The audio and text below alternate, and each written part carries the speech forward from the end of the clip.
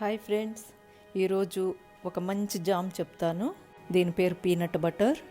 మనకి ఫ్రూట్ జామే తప్పించి దీని గురించి ఎక్కువగా తెలీదు. సో దీన్ని ఈరోజు తయారు చేసేద్దాం. ముందుగా మిక్సీ జార్ని శుభ్రంగా కడిగి తడి లేకుండా ఆరబెట్టి ఉంచుకోవాలి. అందులో పంచదార వేసి మెత్తగా పొడి చేసి ఉంచుకోవాలి. డ్రైగా ఉండే ఏ వస్తువులైనా మిక్సీలో పొడి చేసేటప్పుడు కంటిన్యూగా మిక్సీ వేయకండి. అలా చేస్తే మోటార్ పాడవుతుంది. ఇంకా జార్ కూడా చాలా వేడెక్కిపోతుంది.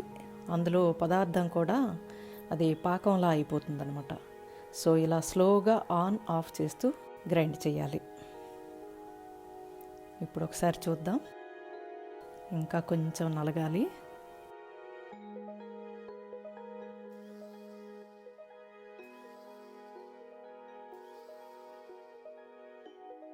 ఇప్పుడు వేరే బౌల్లోనికి తీసేద్దాం దీన్ని.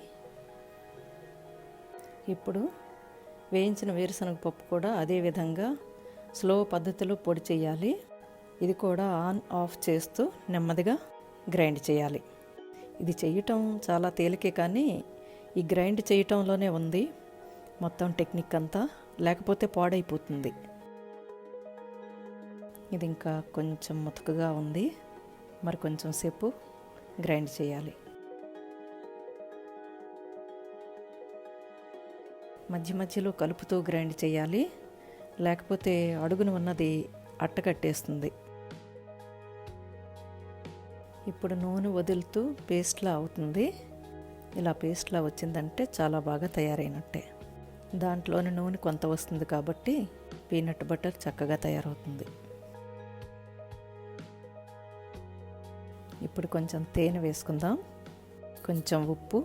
అలా అయితే తీపిని పెంచుతుంది అనమాట అది.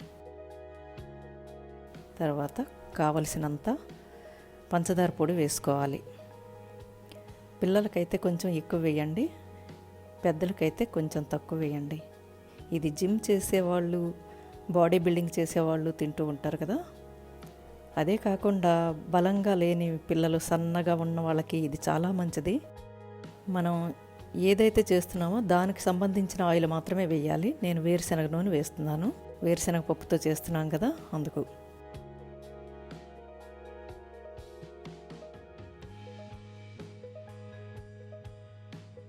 కలుపుకుంటూ అవసరమైనంత మేరకే ఆయిల్ వేయండి. ఇక్కడ స్లోగా గ్రైండ్ చేయాలి. ఇప్పుడు మన పీనట్ బటర్ తయారైపోయింది. ఇది ఒక గాజు బాటిల్లోనికి తీసుకుని స్టోర్ చేసుకోండి. అవసరమైనప్పుడు వాడుకోవచ్చు. ఇది ఫ్రిడ్జ్లో పెట్టకపోయినా కొన్ని రోజులు బయట బాగానే ఉంటుంది, లేదంటే ఫ్రిడ్జ్లో పెట్టుకోవచ్చు. దీన్ని మీరు చపాతీలు, బ్రెడ్, ఇంకా కావాలంటే దోశలో కూడా చాలా బాగుంటుంది. పిల్లలకి, వాళ్ళకి లంచ్ బాక్స్లో కూడా పెట్టవచ్చు.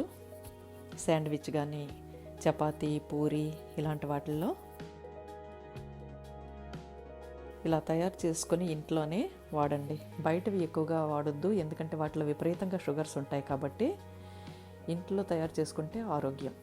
అది కాకుండా ఫ్రెష్గా ఉంటాయి.